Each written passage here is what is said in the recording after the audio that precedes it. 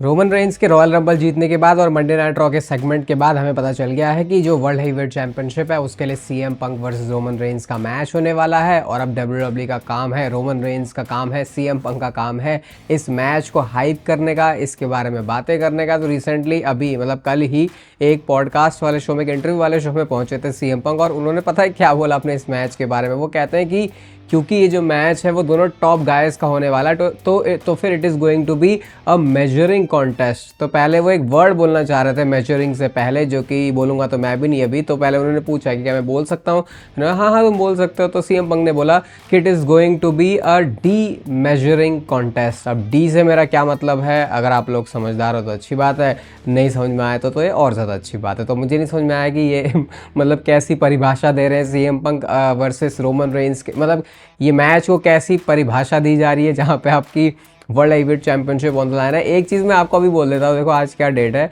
आज डेट है 5 फरवरी की। रोमन रेंस और सीएम पंक की इस फ्यूड में एक दिन तो ऐसे आने वाला है भाई, बहुत बुरा रुलाएगा रोमन रेंस सीएम पंक को। ये मैं मैच की बात नहीं कर रहा, मेरे मैच की बात नहीं कर रहा, मैं इसी बिल्ड की बात कर रहा हूँ। देखना आप भी बोलोगे भाई सही में इस रोमन रेंस की इस बात ने तो सीएम पंक को ख़त्म ही कर दिया, ऐसी चीज़ होने वाली। क्योंकि रोमन रेंस बड़े ही अलग तरीके से मैचेस को बिल्ड करते हैं और रिसेंटली सीएम पंक बहुत ज़्यादा कैजुअल रहे हैं। तो मज़ा तो आने वाला देखो भाई इस कॉन्टेस्ट में, क्योंकि दोनों बड़े नेम्स भी हैं तो अपने आप में ही फिर ये एक रेसलमेनिया लेवल का मैच वैसे भी हो जाता है। और वेलकम है आपका वॉइस ऑफ रेसलिंग के एपिसोड नंबर 830 में। और सबसे पहले बताता हूँ भाई, रोमन रेंस और सीएम पंक के कल मंडे नाइट रॉ में आमने सामने आने की वजह से ही डब्ल्यूडब्ल्यूई को नंबर्स में कितना ज़्यादा फायदा हुआ है। एंड अगेन ये कोई रिटर्न नहीं है, ये कोई सरप्राइज़ नहीं है, ये सिर्फ एक सेगमेंट है जो कि रोमन रेंस और सीएम पंक के बीच में हुआ था। तो भाई सिर्फ 15 घंटों के अंदर इस पर 42 मिलियन से ज़्यादा व्यूज़ डब्ल्यूडब्ल्यूई को मिले हैं अपने डिजिटल मीडिया प्लेटफॉर्म्स के ऊपर। तो भाई ये तो होना ही था। ये हमको याद भी है कि वो जो वॉर गेम्स वाला एक मोमेंट था जब रोमन रेंस ने रास्ता रोक दिया था सीएम पंक का, रोमन रेंस ने रोका था सीएम पंक ने रोका था, रोमन रेंस ने सीएम पंक का जो रास्ता रोक दिया था, तो उसके ऊपर भी कितने सारे व्यूज़ आ गए थे। वहीं से पता था कि भाई ये तो फ्यूचर का एक रेसलमेनिया मेन इवेंट वाला मैच है। लेकिन गड़बड़ ये हो गई कि ये बहुत ही इसको स्लो लेते गए और उसके बाद फिर इन्होंने इनके बीच में यारी दोस्ती सी भी दिखा दी थी। तो उसकी वजह से वो जो इंटेंसिटी है अब उसको दोबारा से बनाने में टाइम लगेगा। एंड आई होप ये रेसलमेनिया आने तक इसको कर दें। एक तो भैया ये रोमन रेंस का भी पता नहीं है ये कब आने वाला है। अगर इतनी ज़्यादा आप टाइम में शोज़ पे अवेलेबल नहीं रहते तो फिर आप वैसे भी ज़्यादा कुछ कह नहीं सकते, उसमें सिर्फ ब्लेम करने के लिए रोमन रेंस ही है। क्योंकि अगर आप शोज़ पर अवेलेबल हो नहीं तो फिर वो बहुत मुश्किल हो जाता है एक सुपरस्टार के लिए स्टोरी को बनाना।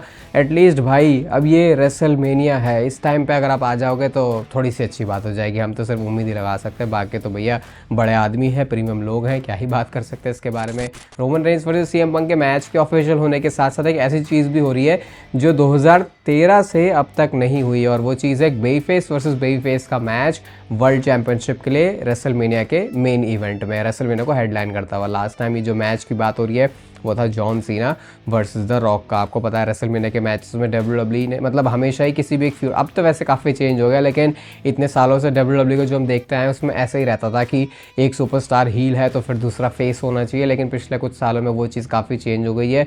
डब्ल्यूडब्ल्यूई ने प्रायोरिटाइज़ करना शुरू किया है स्टोरी लाइन्स को, तो उसी वजह से ये वाला मैच भी हो रहा है। और भाई मैं अगर आपको दोबारा से ये रोमन रेंस और सीएम पंक की फ्यूड को फील करना है, इनके बिल्ड को इसके बिल्ड को फील करना है, तो रोमन रेंस की वो लास्ट वाले बिल्कुल जो लाइंस हैं जो उन्होंने मंडे नाइट रॉ में बोली थी वो दोबारा जाके सुनना भाई, किस अग्रेशन के साथ वो रोमन रेंस ने बोली है।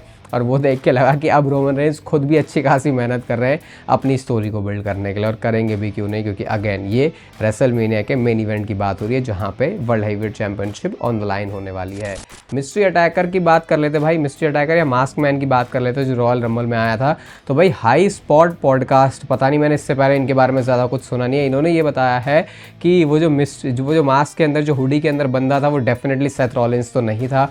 और वो चीज़ इसलिए बोली जा रही है क्योंकि डब्ल्यूडब्ल्यूई सेथ रॉलिंस को इतना लंबा चौड़ा घुमा फिरा के रियाद तो लेके नहीं आने वाली, वो भी जब उनको दिखाना ना हो। बट अगेन अपने आप में बात ये भी अलग हो जाती है कि ज़रूरी थोड़ी आपको सेथ रॉलिंस को लाने की ज़रूरत है, आप ऐसा भी कर सकते हो कि किसी को भी लिया और उसके बाद सेथ रॉलिंस को रिवील कर दो कि वो जो मास्क वाला बंदा है वो सेथ रॉलिंस था। लेकिन इनका कहना ये है कि वो बंदा ना तो सेथ रॉलिंस है, ना तो वो बंदा लोगन पॉल है, ना वो जेक पॉल है, ये बंदा है ऑस्टिन थ्योरी का पुराना बिछड़ा हुआ यार।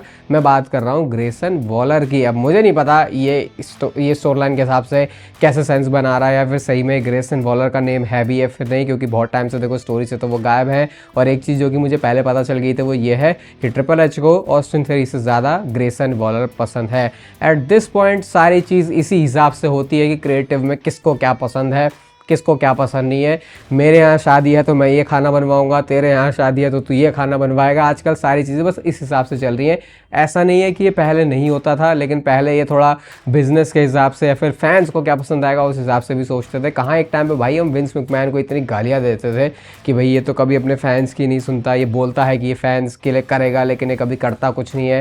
एट द एंड कभी कुछ कबार वैसा हो जाता था तो हम लोग खुश हो जाते थे। लेकिन भाई अब इस पॉइंट पर तो हर किसी को लग रहा है भाई मैं ये करूँगा, मैं वो करूँगा, अब तो बस ऐसे ही लग रहा है ये।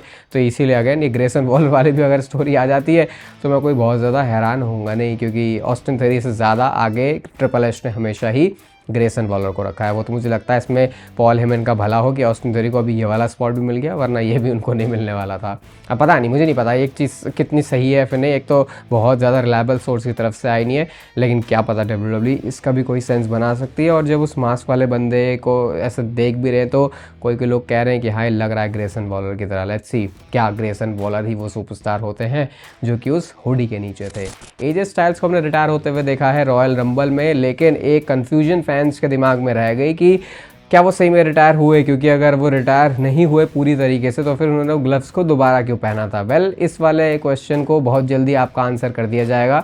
मैं तो ऑब्वियसली बताऊंगा, मैं डायरेक्टली नहीं करने वाला, लेकिन खुद इसको आंसर करने वाले हैं एजे स्टाइल्स, क्योंकि स्टेफनी मैकमैन का जो पॉडकास्ट है व्हाट्स योर स्टोरी, वहाँ पे अगले गेस्ट होने वाले हैं एजे स्टाइल्स। कंफर्म हो गया, इन्होंने वो जो इंटरव्यू है पूरा उसको शूट भी कर लिया। लेकिन एक हिंट यहाँ से जो मिल रहा है वो ये है कि अगर एजे स्टाइल्स का इंटरव्यू WWE से रिटायर होने के बाद स्टेफनी मैकमैन के साथ आ रहा है तो इसका मतलब ये तो है कि वो पूरी तरीके से तो WWE से नहीं जा रहे हैं, और पूरी तरीके से ना जाने का मतलब WWE का कोलैब है TNA के साथ में। तो हाईली चांस है कि अब वो TNA में ही जाने वाला है, और मे बी यहाँ पे वो अपनी ऑफिशियल अनाउंसमेंट भी कर सकते हैं कि वो जो है TNA में जा रहे हैं। बहुत सारे लोग बिलीव कर रहे हैं कि वो ऑल एलिट रेसलिंग का भी पार्ट बन सकते हैं, बट अगर वैसा होना होता तो क्यों ही फिर स्टेफनी मैकमैन के साथ पॉडकास्ट आता, क्योंकि आपको पता है अच्छे टर्म्स पर WWE और AEW वाले बिल्कुल भी नहीं है। तो अभी देख के तो ऐसा लग रहा है, बाकी ये पॉडकास्ट आने के बाद जो सिचुएशन है वो और भी ज़्यादा क्लियर हो जाएगी।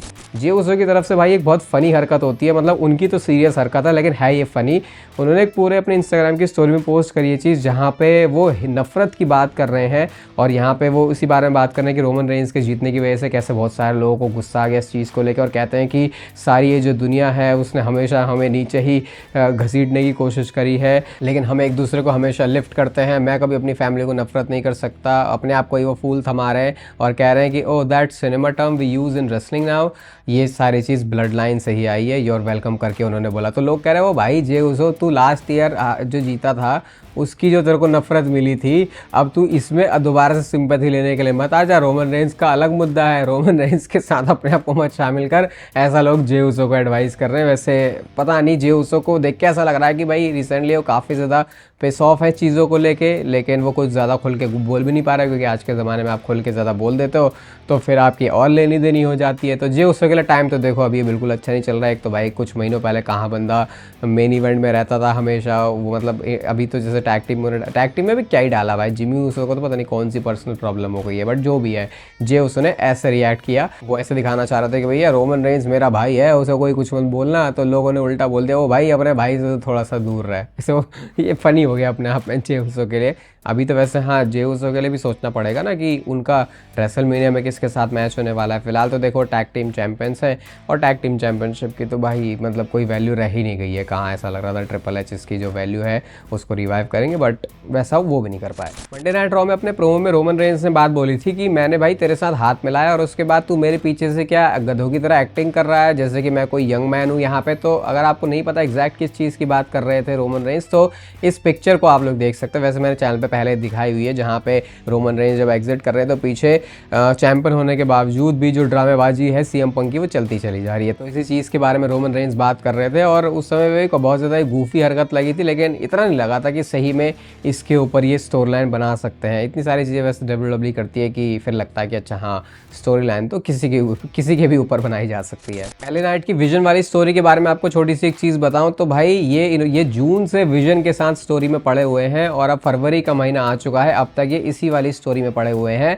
और सबसे ज़्यादा नीच हरकत मुझे फिर से याद आ गई भाई कि जब सबसे बड़ा पंगा तो विजन के साथ LA नाइट का ही था, मतलब सबसे बड़ा नहीं तो सबसे बड़े पंगों में से एक पंगा था उस समय LA नाइट का विजन के साथ में। लेकिन जैसे ही वॉर गेम्स की बारी आई भाई, इन्होंने जो LA नाइट को साइड किया था। और मुझे ट्रिपल एच तुम एक बात समझाओ, जब तुम जे ऊसो को इस बेसिस पर पुश कर सकते हो कि भैया से रिएक्शन अच्छा मिलता है तो बस वही गीट मर्चेंट ही, तो भाई फिर वही सेम चीज़ LA नाइट के साथ क्यों नहीं? LA नाइट को तो भाई प्रोमो भी सही कट करना आता है, वो बंदा रेसलिंग भी ठीक ठाक कर लेता है। तो पता नहीं LA नाइट के साथ ऐसी ट्रीटमेंट क्यों हुई है, लेकिन ये बहुत ही ज़्यादा वियर्ड है। वही मैंने जैसे बोला कि भाई आज मेरे घर पर शादी है तो मेरी पसंद का खाना बनेगा, बस यही हिसाब से WWE इस समय चल रही है। और ट्रिपल एच के बारे में अभी एक चीज़ मैं आपको बता दूँ, चिपके रहना, अगर आप ट्रिपल एच की बुकिंग पसंद नहीं कर रहे तो ये बात सुन के आपको बहुत तगड़ा मजा आने वाला है। तो पहले बात कर लेते हैं लेकिन ब्रॉक लेसनर के बारे में। तो अगले साल की जो रेसलमेनिया है वो सऊदी से होने वाली है, और जैसा भी लग रहा था कि इस साल ब्रॉक लेसनर क्या पता रेसलमेनिया में रिटायर हो जाए, क्या पता समर स्लैम में रिटायर हो जाए।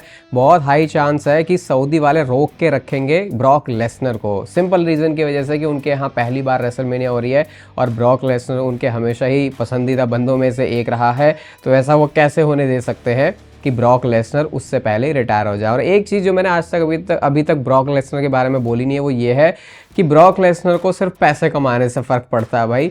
वो जितना लंबा अपना WWE करियर है उसको लेके जाना चाहेंगे। उनको नहीं पड़ी है कोई एजे स्टाइल्स की तरह कि भाई मेरे टर्म्स पे इस ब्यूटीफुल तरीके से ये एंड हो, उनको नहीं फ़र्क पड़ता इस चीज़ से। तो अगर ऐसी चीज़ है तो ऐसे में आपका रेसलिंग करियर और लंबा होने के चांसेस हो जाते हैं। पता नहीं, आज तक तो कभी डायरेक्टली ब्रॉक लेसनर के मुंह से हमने रिटायरमेंट के बारे में सुना नहीं है। तो क्या ये सिर्फ इंटरनेट की बात ही है? बिल्कुल हम लोग एक अलग ही बबल में जी रहे हैं, क्योंकि अगर आप ब्रॉक लेसनर के उनका बिहेवियर के हिसाब से देखो कि जैसा वो रियल लाइफ में बंदा है भाई, वो उनके ऊपर तो सूट ही नहीं कर रहा कि वो रिटायर है। वो तो अगर एक उनको क्रच के सहारे से आके भी मैच रेसल करना होगा ना तब भी वो कर देंगे, क्योंकि उन्हें पता है कि उनको उसी अपीयरेंस के पैसे मिलने वाले हैं। तो सेंस भी बनेगा फिर कि सऊदी वाले क्यों रोकेंगे ब्रॉक लेसनर को। और अगर ऐसा है तो फिर इसका मतलब कि ब्रॉक लेसनर का जो करियर है वो लंबा होने वाला है। लेकिन फिलहाल के लिए हम इसी मुद्दे पर चलेंगे कि ऐसा लग रहा है कि आने वाले कुछ टाइम में ब्रॉक लेसनर रिटायर हो सकते हैं। बट क्योंकि वही है कि अगर ऐसा कम से कम सोच के चलोगे तो आगे आपको बड़ी चीज़ मिल जाएगी, तो फिर वो अपने आप को एक खुशी देने वाली बात हो जाती है। और अब बात करते हैं ट्रिपल एच के बारे में। तो WWE के फॉर्मर जो क्रिएटिव हेड राइटर है विंस रूसो, उन्होंने एक ऐसी स्टेटमेंट दी है ट्रिपल एच के बारे में, और वो भी इतने कॉन्फिडेंट वे में।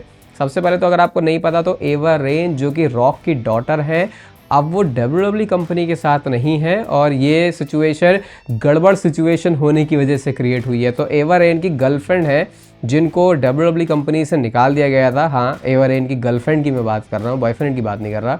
तो उनको निकाल दिया गया जिसकी वजह से वो खुश नहीं हुई, और उसके बाद फिर उन्होंने भी WWE के साथ कॉन्ट्रैक्ट रिन्यू नहीं किया।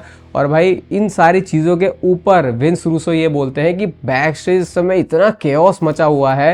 ट्रिपल एच का अभी जो भी WWE कंपनी में रोल है, जब 1 जनवरी 2027 आएगी तब तक उस रोल में ट्रिपल एच नहीं होगा। उन्होंने बोला कि देखो, रोमन रेंस तो ऑलरेडी ट्रिपल एच के बारे में बोल ही चुका है कि उन्होंने नए स्टार नहीं बनाए हैं, रॉक की डॉटर निकाली जा चुकी हैं, तो ये सारी चीज़ें रॉक से कनेक्टेड होती हैं। रॉक के पास पावर है, आर इमैनुअल, ये सारे लोग उनके ज़्यादा क्लोज फ्रेंड्स हैं। और ट्रिपल एच इस समय WWE कंपनी को चलाते हैं, मेन स्टोरी जो चलाता है आप बोल सकते हो कि उसी के हाथ में हम दे देते हैं फिर कंपनी को कि हाँ भैया सब कुछ करता धरता जो है वो यही है। लेकिन ट्रिपल एच का ऐसा तो कुछ है नहीं कि ये विंस मैकमैन की तरह है। तो भाई उन्होंने ये बोला कि कुछ टाइम के बाद 2027 आने तक ट्रिपल एच उस रोल में नहीं होंगे जिस रोल में वो अभी हैं, और 1000% वो करके बोलते हैं। और क्योंकि विंस रूसो की तरफ से ये जो पहले क्रिएटिव हेड रह चुके हैं, जो पहले की बैक स्टेज पॉलिटिक्स में रह चुके हैं, पता नहीं अब इस बात से क्या मतलब निकाल सकते हैं। तो अगर आप ट्रिपल एच को पसंद नहीं कर रहे हो तो फिर आप मानो कि विंस रूसो की ये जो बात है वो सही निकल के आ जाए, क्योंकि फिर WWE एक और जो बड़े चेंज है उसके थ्रू जा सकती है। खैर अभी इस चीज़ को होने में टाइम है और पता भी नहीं है कि क्या होगा या नहीं, ये तो विंस रूसो की कही भी बात है। लेकिन भाई उस बंदे ने बात बोली है तो शायद कहीं ना कहीं कुछ ना कुछ तो सच्चाई होगी। रोमन रेंस और CM पंक की स्टोरी में क्या सीक्रेटली WWE एक और ऐसी स्टोरी बना रही है जिसमें हमको रोमन रेंस और सेथ रॉलिंस दोनों साथ साथ में दिखेंगे। तो जो मंडे नाइट रॉ में प्रोमो कट किया था रोमन रेंस ने, वहाँ पर उन्होंने बोला था कि आई हेट यू, मैं तुझे हमेशा से ही नफरत करता हूँ। और अगर आपको याद होगा तो जब सीएम पंक और सेथ रॉलिंस की भी स्टोरी शुरू हुई थी तो वहाँ पे उन्होंने भी बोला था कि आई हेट यू। तो बहुत ही ज़्यादा आप देख सकते हो, ऐसा लग रहा है स्पेसिफिक वर्ड्स का यूज़ किया रोमन रेंस ने भी, जो पहले सेथ रॉलिंस ने किया था। और अब क्योंकि रोमन रेंस की दुश्मनी है सीएम पंक से और सेथ रॉलिंस तो ऑल टाइम दुश्मन रहे हैं सीएम पंक के, तो क्या सेथ रॉलिंस के वापस आने पर हमें कोई एक ऐसी स्टोरी लाइन, एक ऐसा भी एंगल दिखने वाला है जहां पे रोमन रेंस और सेथ रॉलिंस सेम पेज पर होंगे और वो होंगे अगेंस्ट में सीएम पंक के। क्योंकि अगर आप देखोगे तो रहे तो ये शील्ड ब्रदर्स ही, और अगर आप सेथ रॉलिंस की बात करोगे तो उन्होंने हमेशा बुरी बात बोली है रोमन रेंस के बारे में, लेकिन सीएम पंक के बारे में उन्होंने ज़्यादा बुरी बात बोली। कह रहे चल यार उससे तो खटपट है, लेकिन नफरत तो मैं सिर्फ सीएम पंक से ही करता हूँ। तो यहाँ पर एक पॉसिबिलिटी है कि आपको ये स्टोरी में रोमन रेंस और सेथ रॉलिंस साथ में दिख जाए। इसका मतलब ये नहीं कि इस वाली स्टोरी में ही आके घुस जाएंगे। ये जो सेथ रॉलिंस है वो ऑब्वियसली उनकी रेसलमेनिया की स्टोरी अलग होगी, लेकिन यहाँ पे एक पॉसिबिलिटी है इस वाली स्टोरी को भी एक्सप्लोर करने की, कंसिडरिंग जिस तरीके से दोनों की जो स्टोरी है उसका बेस सेम है। सेथ रॉलिंस ने भी बोला था कि मैं सीएम पंक से नफरत करता हूं, और रोमन रेंस ने बोला कि मैं तुझे रेसलमेनिया में इसलिए पिक कर रहा हूं क्योंकि मैं तेरे से नफरत करता हूं। तो भाई हम ये जो शील्ड फैंस हैं उनके लिए एक इंटरेस्टिंग फिर ये चैप्टर, एक छोटा सा चैप्टर हो सकता है इस वाली स्टोरी का। बाकी इस वीडियो अगर आप यहाँ तक देख रहे हो तो उसे लाइक कर दो, चैनल को सब्सक्राइब कर दो ऐसे और मस्त WWE से रिलेटेड कॉन्टेंट के लिए। बाकी तब तक फिर लेते रहो जिंदगी के मजे।